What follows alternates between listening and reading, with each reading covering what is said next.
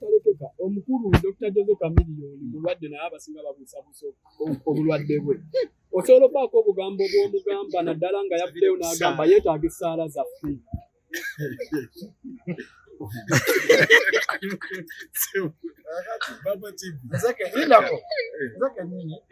engeri gyembeera ennyo mukyalo ogusoose okukola okukiwulira kakati kikomitingeko era bwenva wano ngenda kutandikirawo noonyereze nkudde mu bulungi muwe essaala kuba yeetaaga essaala kasooke noonyereze mukwano kubanga amazima nga ntya mukama ogusoose okiwulirako kakati olw'okuba mbeera nnyo mukyaki naawonda kakati bwenzijjayo omutwe olumu bambuza ebibuuzo edda nga mpaka obiddamu tokiinaako omutwe naki namagulu n'olyoka n'otomera kati kasooke noonyereze kyombuuziza okukakasa woddiramu okundabula kuba ne hansi.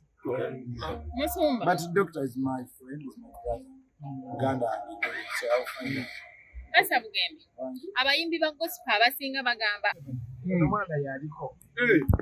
Nemujja yate ye mugamba Bugembe genda. Era wane mwe n'abansanyukidde ne munfuwa ssente mwebale n'abadde already. What do you think? Because he's the training star. That in my mind yandigaddewo show. Naye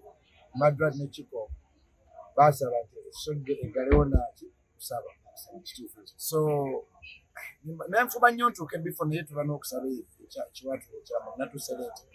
kakati nabadde bali anange obanze yandisoose ng'otidde akaliro oli wa mutawaana nnyo ennaku zino omanyi trend you can't fight with like ekintu ekiriko time ye twadde ne epasawo yaliko kati tumuleke naye nebaza abantu nti bwe nazza afutera ne banyaniriza nange ne bansanyukira nasoze bulungi naye nadde ntidde mufunayo akadde osobola okuyingira kyaki y'omukulu oyo nemubuuliramu ekivulu tutandike ku kivulu tukuze kukwatira abategeeza enjawulo tutandike ku kivulu nsumba profet tutandike ekyo olina bindoza abaprofet tutandike ekyo yes tulamusa mu linnya lya Yesu era abatulaba tubagala nnyo kuva mu gospel industry. Okay. Yeah, olunaku lwaleero abantu bakutegeeza enjawulo tubadde kuki era lwaki Musumba ayimiridde wano alabika nga mukwano gwo? Yeah, taata waffe mu ndongo ya gospel tumusama ekitiibwa kubanga Musumba waffe muyimbi ate kyakulabirako mu ggwanga no mu nsi. So era njagala kumwebaza nga ndi ku kamera okuyimirira wamu n'abayimbi ba gospel abakyali wansi okukwata omukono nga tusitula nga tujjayo so mukama kubuuza Musumba Bugembe ngwa abaana bano ng'ojjako zino ennyimba za sakula bano abayimbi ba sakula mwenga mu abayimbi ba gospel lwaki gospel music bano abaana tugambe nti alina hit abeera nga tagifunamu ng'omwana wa sakula ng'oggyeko mu abaakikuba olowooza ensonga eno eva ku ki? okufunamu otegeeza okufunamu ssente nti bamutimbye wano n'afuna ssente aba afunyemu batwa bamuyize kubanga aba atandise okumanyibwa kyekibi okugamba nti ofunyemu oluyimba oyagala ogyemu buli kimu kye wali oloosa ogimbe katonda abantu abazimba otandika mpola mala n'otuuka patience Nsinga kulabika nalabika Omusumba oba abasumba okuba nti baagaliza Omusumba Bugembe lwaki oyagaliza Prophet Afraid ng'ajja n'ampita amabega kaabwe kolagana yabwe ebadde etya oba mwamanyidde ebbanga kimusumba ndi mu kumuyiga bizi naye nga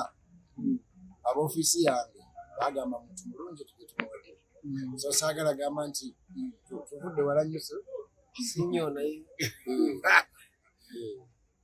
no game like he was recommended nti ayimba bulungi n'omutima gwe mulungi yakayingira mu ndongo vaka kibwoyinza omumuwa ku kintu kino kyayingiridde kuba abadde musumba naye nga si mukubi wa ndongo yakayingira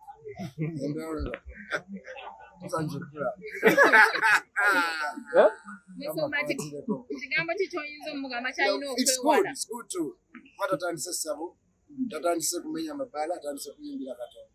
So Bible egamba nti whatever is value, whatever is what noble egamba ekintu kyonna nga tukiri mu kulumya muntu. Nga tulina gw'olumiza kikule. So welcome to Ndongo. Pastor Prophet Fred y'omu ku musumba Bugembe be bakusikiriza okuyingira Endongo wangamba nti bati omutunuulira nnyo omwegomba nnyo nga tonamusisinkana. And congratulations abantu baze bangi ne bamuwagira ekituufu ate ng'atandika butanzi. So congratulations. Ndandanzi atandika bwentonzi. Nze nali ntandika Endongo nayimba mwana gwange omunanfuwa sente ate nankuba akamato zinziri. Ate nanzijako ne balance kubanga bwe yajja nanfuwa n'abalala ne bakola ki n'abalala ne bajja ne banfuwa kati nandinda kubyanga nakuwadde olukumi lwange naye luzadde. Abantu abajajinga mu gospel naddala mainstream n'abantu abali eyo abajajinga endabika yammwe n'ekigambo kye muweereza ntaano kijja omusibira naddala kuba ky'oyimba kirala n'abantu abalowooza endiga n'abantu abakukkirizamu balowooza kirala. Obuuza nze obuuzo mwembi obuuzo sebo ddamu ebibuuzo. Prophet okyalika Endongo endigo zigamba kale atereza ekibuuzo tugende mu direction eyo endiga zigenda kutunulira zitya okuba nti oyingidde Endongo ate Endongo etambula oluusi okutandika Endongo sikizibanga nalyo liri mu makubo gokukola kukwisa message tulina okunyinza Katonda ennyini yatandika Endongo. omusumba Bugembe ate okulabikako mu mabaala ng'ayimba onaalabika yosebo ono gwe ndabirako era olomba kyonna abasumba bonna mukwano tambula lugendo kubanga sibuli just to advise sibuli omuntu akiweereddwa kitegeeza nga bulaba oli ng'ofunye omukisa mu mawulire omulala asobola okugakola ogajjamu ati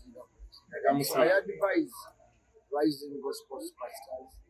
tokipapira nnyo kino ekyogenda mu mabaale bamu concert zensi kubanga oyinza ogenda n'obutadda bayibuli atayimiridde weegendereza olina okukola ki obujjaku nga Katonda akikuwadde so just as your big brother Endongo eno ey'eside eno olampola. Omusumba omwegomba nnyo musabe oluyimba mu kamera zino zonna mukole oluyimba gwamusabira yakitugamba off camera musabe kati oluyimba maaso kumasa taata waffe mu Ndongo eno nfakumbekolako kirowooza but he's very humble kubanga abakola mu ofiisi yange oba kitegedde bakwogeddeko bulungi obukakamu obwetoowaze okitegedde so yesobola bakibafune so katigenderaawo humility enyima omusumba kapya kuva gy'oli osembye tuteerawo music tulina project empya ezitambula gyetugenda okusumulula Pastor Bugembe akatalekeka egedde lisaawa yonna oyinza okuva wano nobanga ali emisikini noti naye ng'abamadrasi n'ekiko kye mwankoze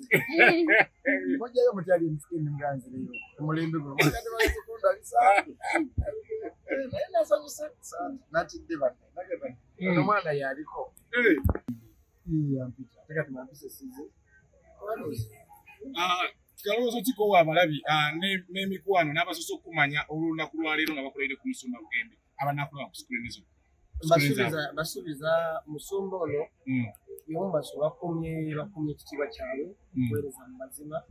era nga basuubiza sigenda basoma omusumba alabika ng'awandiika music waasinga wadde bayinza ogamba bamuwandiikira owandiika empandiika owuwo naawe muwandiika atayimba bulungi mwinayo akateeka Pastor Bugembe akatalekeka omukulu Dr. Jose Chameleon mulwadde naye abasinga babuusabuusa obulwadde bwe osobola obbaako obugambo bw'omugamba naddala nga yavuddeyo n'agamba yeetaaga essaala zaffe abasumba be basinze okussa gospel music wansi mbu ne bw'ogenda mu chacha takufuwayo wadde ka transport mu bya yesu yandiba yakyogera yagenda abasumba ab'emitima era bulungi bakuwayo amafuta bakuwayo abaganda bagamba omulembamba abeereki omaganya kati musumba togenda kubayo mafuta leero neyanziza babayo amafuta nekyokubiri amaaso g'omuyimbi tagatunuliza busumba agatunulize Katonda yamuyita yajja mutemere kubebatali badde n'obudde nkunyumiza olugero lwange muganda it took faith focus oba kitegeera butagwamu maanyi kati ono leero ndabye ne konsati eno neewuunya abantu ab'ebitiibwa abantu ab'amaanyi bonna bakuze eki batuddewo so it's a very good start naye tebitera kubeera byangu so si kuyimba kuka buli mulimu kati bwe mawulire it takes time to build. Musumba ekibuzo kyange ng'omu ku basumba abatakalize nga nze bemanyi naye story buli mu gospel avaayo akuba gwe okusobola okufuna erinnya story ezo zikukubako era zikuyisa zitya ekyokulabirako ye mwami president Alein bwe yava e Bungereza bwe yava America yatuukira ku ggwe television n'abasabula bubi nnyo mulembedde ku federation ng'ate ffe twakolako story ezo zikuyisa zitya gwe obisoma afandane kazao nangamba afande tumutana afande yabe antu musumba